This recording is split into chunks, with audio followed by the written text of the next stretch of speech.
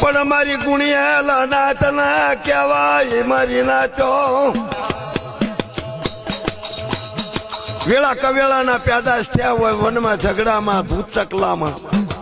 કોઈ મહાણિયામાં અને વળી પાછા અમાખની આધી રાતે જેનો જન્મ થયો હોય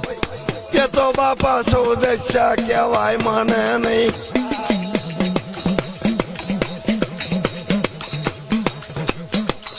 કળયુગના તેડા કરશો નહીં બુદ્ધિ બગાડશો નહીં